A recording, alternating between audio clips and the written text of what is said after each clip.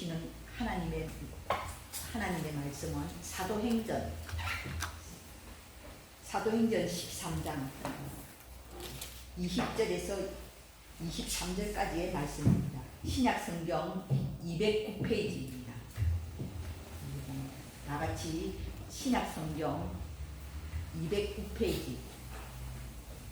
209페이지를 찾아서 사도행전 13장 20절부터 23절까지의 말씀을 저와 여러분이 한 목소리로 합독하시겠습니다. 사도행전 13장 20절부터 23절까지의 말씀입니다. 시작.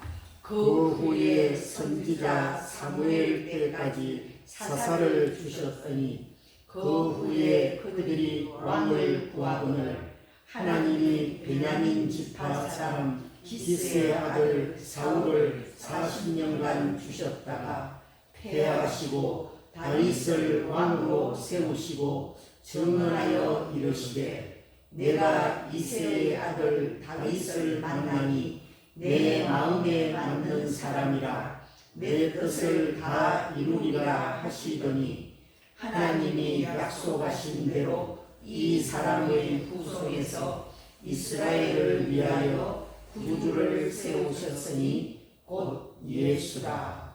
아멘. 이 말씀을 가지고 하나님 마음에 맞는 사람, 하나님 마음에 맞는 사람이라는 제목으로 말씀을 전하겠습니다. 제가 저번 주일에도 그 모압 여인 룻이 왜 하나님의 놀라운 축복을 받은 사람이 되었느냐, 다윗의 정조 할머니가 되었다는 것입니다. 이방 여인이었는데 그 다윗의 가문에 들어왔다는 것은 예수님의 족보 안에 들어왔다는 거예요. 그 놀라운 그런 그 가문이 축복을 받았다는 것입니다. 그래서 다윗의 정조모가 되었다. 이것을 제가 얘기했죠. 이 다윗이라는 사람은 신앙의 표준이 되는 사람입니다. 성경을 이렇게 자세히 살펴보면 항상 다윗이 신앙의 표준이 되고 있다는 것입니다. 그런데 사실 다윗은 별로 그렇게 훌륭한 사람은 아닙니다. 다윗을 미화해서 이렇게 얘기하면은 시편을 이렇게 기록한 시인이다. 그리고 악기를 잘 다루는 악사였다. 그리고 그는 전쟁에 나가서 많은 승리를 했던 그런 전사였다. 그리고 이스라엘의 두 번째 왕이었다. 그 다윗을 이렇게 말할 수 있지만 또한 다윗의 어두운 면도 많이 있다는 것이에요. 다윗은 전쟁을 치를 때 전쟁에 나간 자기 부하의 아내와 간음을 했다는 것입니다. 그리고 자기가 그 부하의 아내와 간음했다는 사실을 숨기기 위해서 그 부하를 또 죽여버렸어요. 그래서 이 다윗은 그 간음한 그 여인과 낳은 그 아들, 그 간음한 여인과의 사이에 그 낳은 아들이 이제 하나님으로부터 벌을 받아서 그 아이가 죽는 그런 고통을 또 당하게 됩니다. 그리고 이 다윗이라는 사람은 아내가 8명이나 되었어요. 그러니까 그 8명이나 되는 그 아내에서 낳은 또 자식들이 많잖아요. 그러니까 또 자식과 또 자식들끼리 이렇게 싸우고 가족사가 굉장히 복잡했던 사람이 바로 이 다윗이라는 사람이에요. 그런데 오늘 방금 우리가 읽은 이 본문 22절, 우리 22절을 다시 한번 읽어볼까요? 시작. 패하시고 다윗을 왕으로 세우시고 증언하여 이르시되 내가 이새의 아들 다윗을 만나니 내 마음에 맞는 사람이라 내 뜻을 다 이루리라 하시더니. 자, 하나님께서 다윗을 향해서 뭐라고 말씀하셨나? 하나님 마음에 맞는 사람이라고 했어요. 우리가 볼 때는 다윗은 죄도 많이 저질렀고 전쟁에 나가서 피도 많이 흘리고 사람도 많이 죽이고 그런 사람인데 왜 하나님께서는 다윗을 보고 내 마음에 맞는 사람이다. 내가 이 다윗을 통하여 내 뜻을 다 이루겠다. 그 놀라운 축복의 말씀을 하시는 것입니다. 그리고 이 또 다윗의 가문에서 예수님이 태어나잖아요. 그러니까 어떻게 해서 이 다윗이라는 사람이 하나님 마음에 맞는 사람인지 우리가 성경을 통해서 오늘은 이 다윗에 대해서 한번 살펴보려고 합니다. 다윗은 이새라는 사람의 8번째 아들입니다. 그러니까 막내 아들이죠. 그러니까 이 이새라는 사람은 별로 그렇게 부자가 아닙니다. 이 이새라는 사람의 8번째 아들, 막내 아들로 태어났던 것입니다. 그런데 이 다윗이 하는 일은 무슨 일이었나? 양치는 일을 했어요. 양치는 일을. 그 당시에 이 양치는 일이라는 것은 가장 사람들이 하기 싫어하는 거예요. 왜냐하면 그 양에서는 냄새가 많이 나거든요. 그러니까 이 냄새 나는 양을 치는 이 일이 가장 하기 싫어하는, 그 당시에 가장 하기 싫어하고 천한 직업의 하나가 바로 이 양치는 일이었어요. 그래서 이 이새의 집안에서 맨 막내 아들인 다윗이 양을 치는 일을 했다는 것입니다. 그 당시에도 이스라엘 이 사람들은 장자에 관한 장남이 굉장한 막강한 권리를 행사하는 그 당시였어요. 그러니까 재산의 절반을 장남에게 다 물려주었어요. 장남에게 주고. 그러니까 이 막내 아들한테는 돌아올 재산도 별로 없었어요. 그런데 이 다윗은 양을 치는 일을 하면서 이 다윗이 양치는 일 좋아서 했겠습니까? 아버지가 그냥 시키니까. 그런데 이 양을 치는데, 그런데 이 다윗은 양을 치면서 이 양들을 사자나 곰이 물어가면은 그 양들을 지키기 위해서 그렇게 그 사자나 곰이 와서 양들을 물어가면 쫓아가서 그 양 새끼를 다 구해오고 이 양을 치는 일을 아주 열심히 했다는 거예요. 그러니까 최소한 자기가 맡겨준 일에는 최선을 다했다는 거예요. 이게 바로 다윗의 영성이라는 것입니다. 여러분, 영성이라는 것은 우리가 기도를 많이 하고 성경을 내가 하루 종일 보고, 물론 그것도 중요하지만 거기서 영성이 나오는 건 아니에요. 이 다윗의 영성이라는 것은 일상적인 생활, 자기가 하고 있는 일에 최선을 다했다는 것입니다.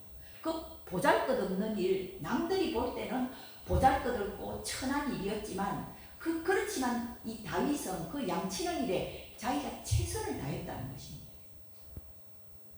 다윗이 그 양을 치면서 양을 보호하기 위해서 했던 일이 바로 물맷돌을 바로 던지는 것입니다. 이 물맷돌이라는 것은 이 매끌매끌한 이 돌을 긴 노끈에 이렇게 양쪽에 이렇게 묶어서 그 돌을 이렇게 돌리는 거예요. 이렇게 그걸 돌리면은 이 끈이 원심력에 의해가지고 이 돌이 400m 정도까지 날아갑니다. 그리고 이 돌의 속도는 80km 정도 속도를 내는 거예요. 그러니까 이 고대에는 이 물맷돌이 굉장한 무기였어요. 우리는 그저 이래 성경을 이렇게 보면서 다윗이 물맷돌로 골리앗을 죽였다 이런 그래 죽였는갑다 이렇게 생각하지만, 여러분 한번 돌아가서 인터넷에 물맷돌을 한번 쳐보세요.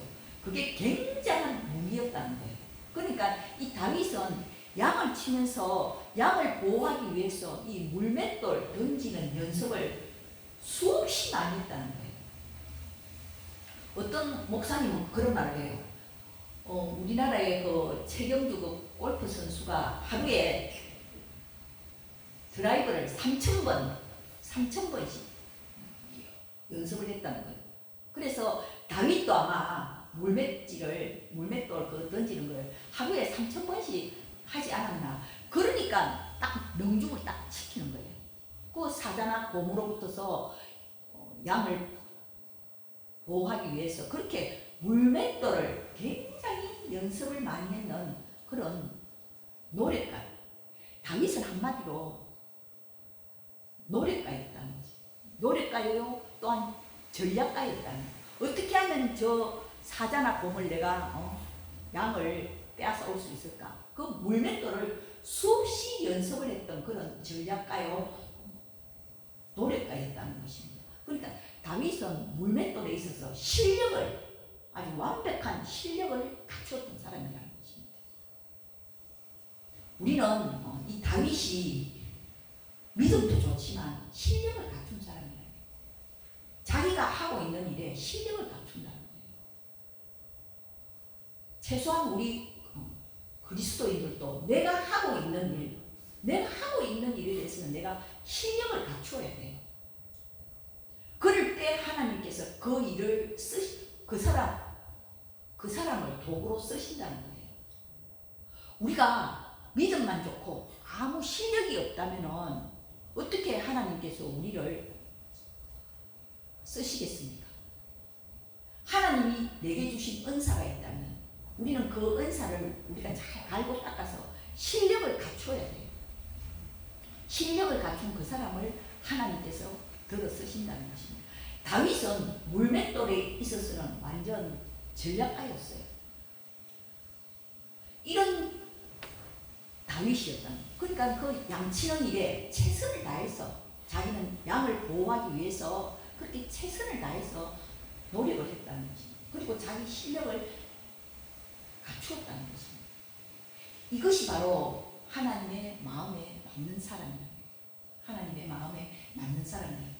그리고 이 다윗이 이스라엘의 두 번째 왕으로 내정이 되지 않습니까? 그 사무엘 선지자가 와서 이 다윗을 보고 이제 이스라엘의 두 번째 왕이라고 기름 붓지 않습니까?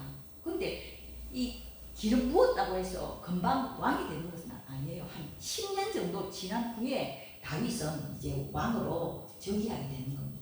그러니까 자기가 비록 기름 부음을 받았지만 왕으로 내정이 되었지만 다윗은 양을 계속해서 쳤다는 거예요. 자기 아버지가 양치라 하면은 양을 치고, 우리 같으면 아버지께서 내가 왕으로 내가 기름 부음 받았는데 아니 아버지께서 나에게 양을 치라고 하면 아버지 저 기름 부음 왕이에요. 왜 제가 천한 양치를 해야 합니까? 그렇게 하지 않겠어요. 그러나 다윗은 그렇게 하지 않았던 거예요. 그가 왕이 될 때까지 계속 자기가 하던 그 양치는 일을 계속했다는 것입니다. 그리고 그 사무엘상 17장에 보면 이제 전쟁이 일어나서 다윗의 형들이 전쟁터에 나가게 됩니다. 그 당시에는 전쟁터에 나간 그 군인들에게 군대에서 식량을 주는 것이 아니고 자기가 먹을 식량을 군인들이 스스로 갖고 전쟁터에 나가는 것입니다.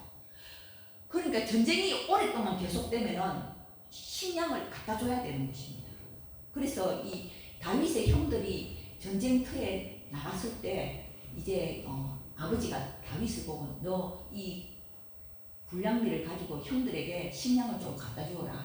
이렇게 해서 이제 다윗이 그 전쟁터로 무거운 그 식량을 들고 갔습니다. 그런데 그 형들을 만나니까 형들이 이 동생인 다윗을 보고 반가워하기는커녕 너 왜 여기 왔냐? 뭐 전쟁하는 거 구경하러 왔냐?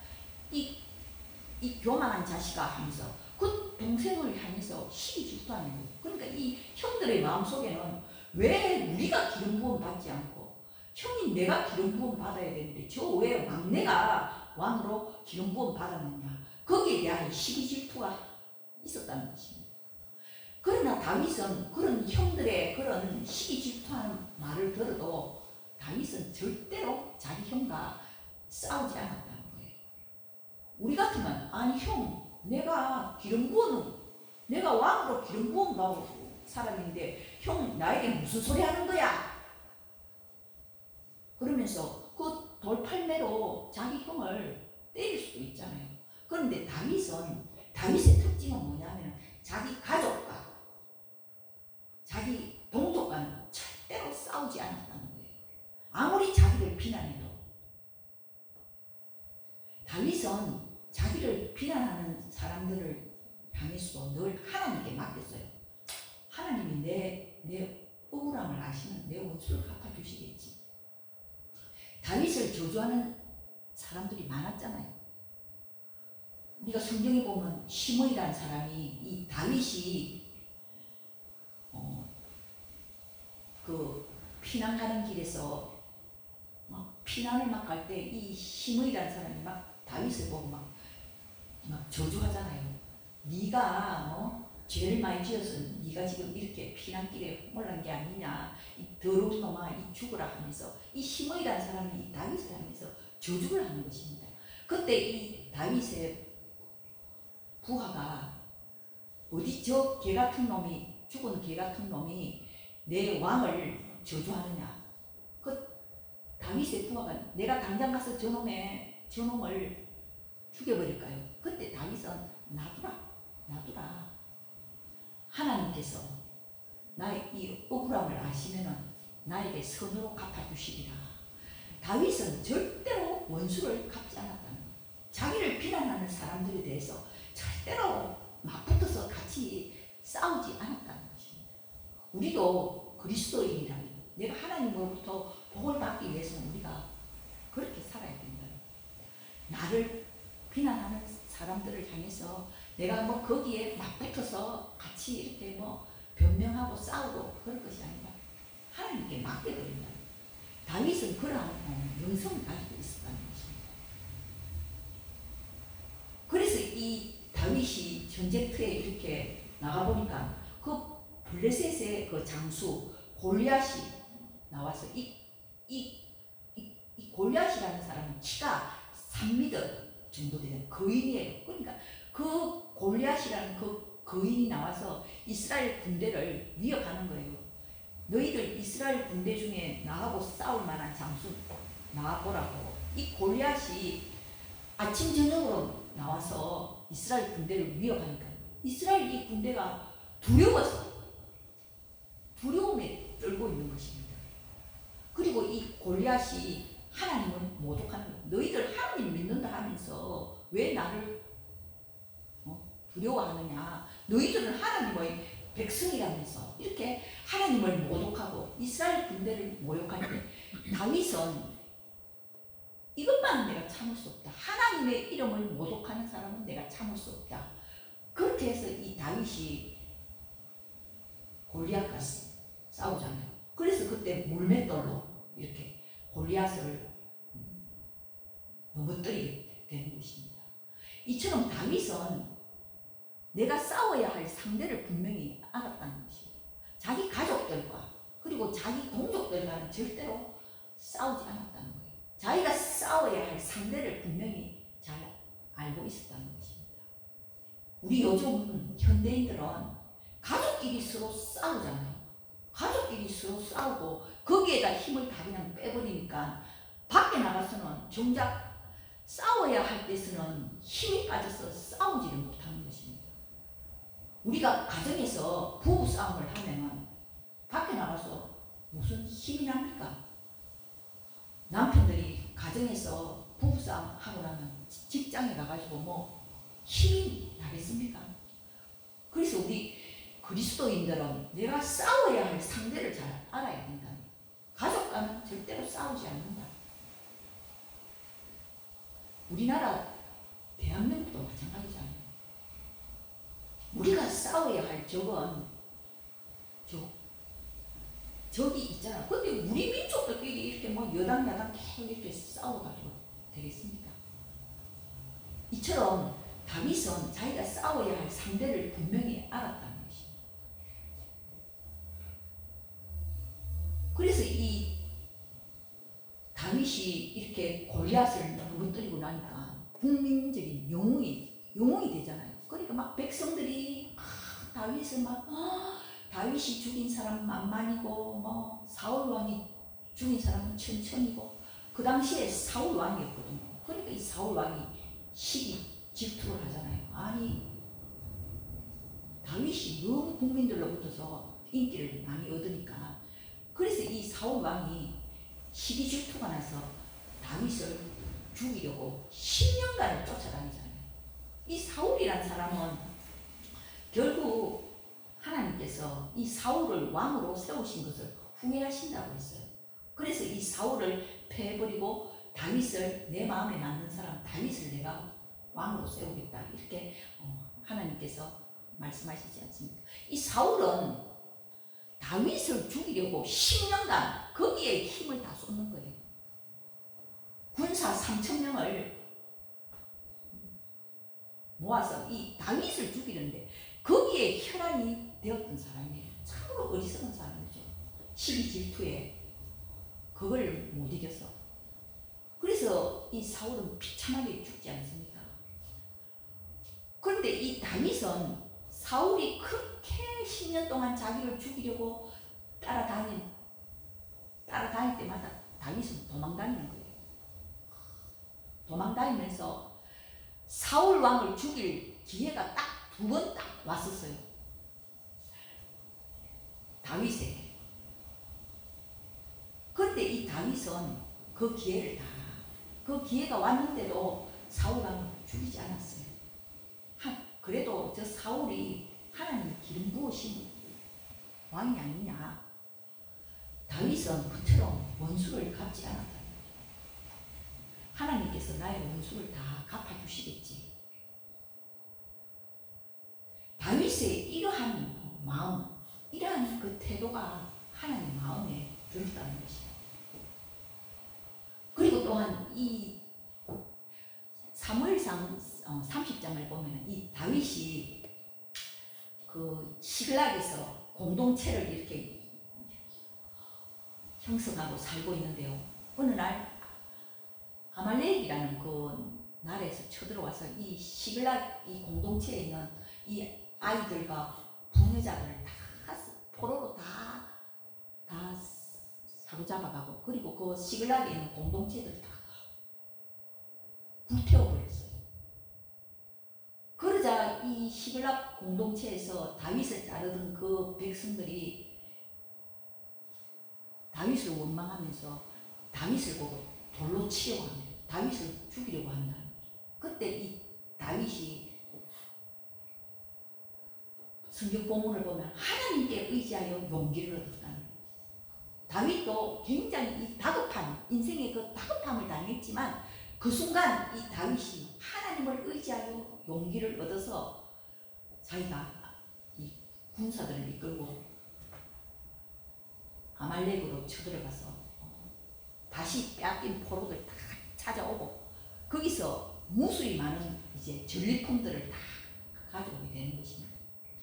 그때 그 다윗과 함께 전쟁에 나갔던 그 부하들이 전리품을 나누는 과정에서 이런 말을 합니다.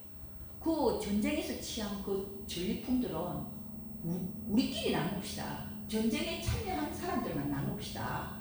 저 전쟁에 참여하지 않고 있었던 사람들에게까지 전리품을 줄 필요가 뭐가 있습니까? 그렇게 얘기합니다. 그러나 그때 다윗은 아니다.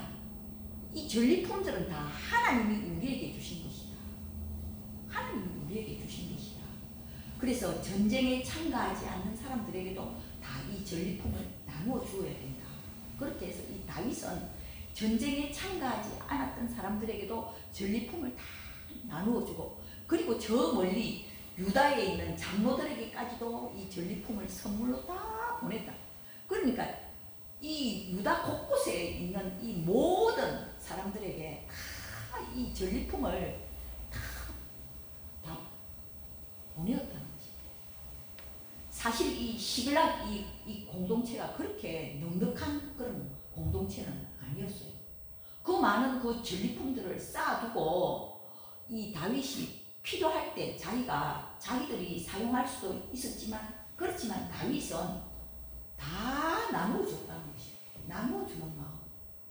그들의 이웃과 형제들에게, 동족들에게 다 나누어 주었다는 그런 넉넉한 마음을 가지고 있었다는 거예요. 이것이 바로 다윗의 영성이라는 것입니다. 다윗이 왕으로 등극되어서 이제 왕궁을 화려하게 짓고 자기는 왕궁에 살았을 때 이 다윗이 굉장히 불편해했어요. 비록 자기는 좋은 집에 이렇게 살고 있지만 하나님께서는 저 텐트 속에 계신다. 하나님은 저 장막에, 저 텐트에 계신다. 그것을 생각하면서 이 다윗이 굉장히 불편해했어요. 그래서 이 다윗은 내가 하나님의 집을 지어드려야겠다, 그런 생각을 합니다. 그때 나단 선지자를 통해서 하나님께서 다윗에게 하신 말씀이 있습니다. 다윗, 너가 내 집을 짓겠다고, 내 집을 짓겠다고. 하나님께서 너무 기특하셔서 네가 내 집을 지을 것이 아니고 내가 너의 집을 지어주겠다. 하나님께서 다윗을 보고 그렇게 말씀해요. 내가 너의 집을 세워주겠다. 그래서 그 다윗의 가문은 대대로 이어질 것이다. 그리고 그 가문에서 내가 예수를 보내겠다. 하나님께서 그 다윗의 그 집을 세우겠다고 약속하셨던 것입니다. 우리가 하나님을 그렇게 생각하면은 하나님께서는 우리에게 그보다 1000배 만배로 1000배에 이르기까지 축복을 주시는 분이 바로 우리 하나님이십니다. 여러분, 우리가 하나님을 믿고 이렇게 신앙생활할 때 내 마음에 맞는 하나님을 내가 짜맞추어서 내가 거기에 대고 하나님 내 소원을 들어주세요 하면서 그렇게 할 것이 아니고 내가 하나님 마음에 맞는 사람이 되어야 된다는 것입니다.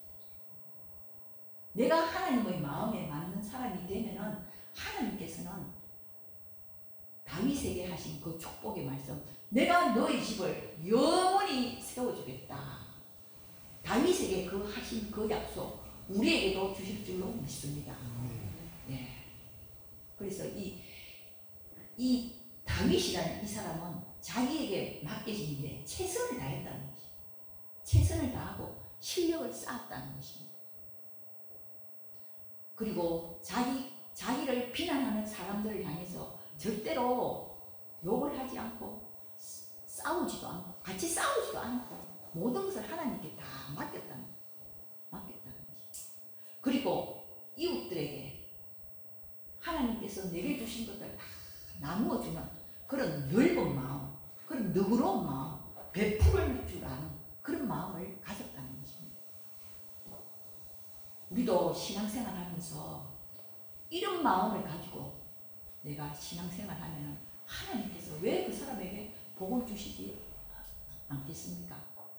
하나님께서는 다윗을 향한, 다윗을 보니 내 마음에 딱 맞는 사람이다. 내 마음에 맞는 사람이다.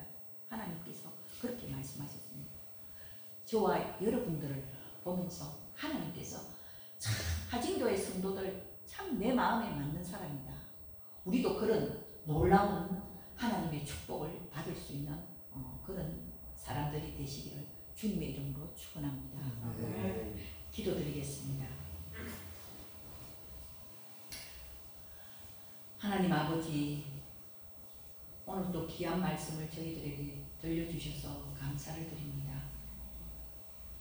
하나님의 마음에 맞는 사람 다윗은 자기가 주어진 조그만 일에도 최선을 다했습니다.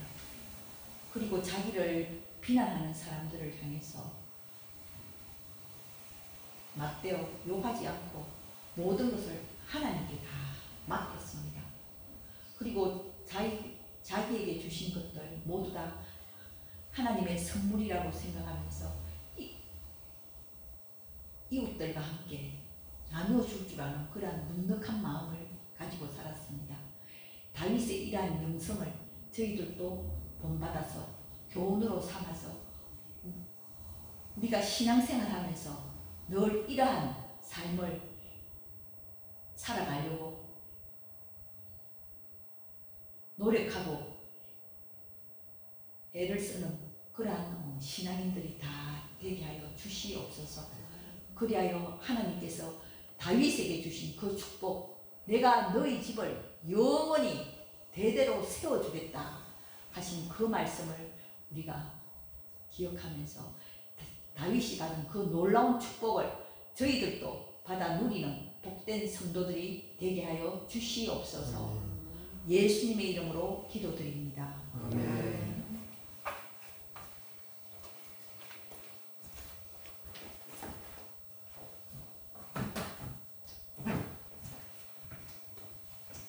찬송가 546장입니다.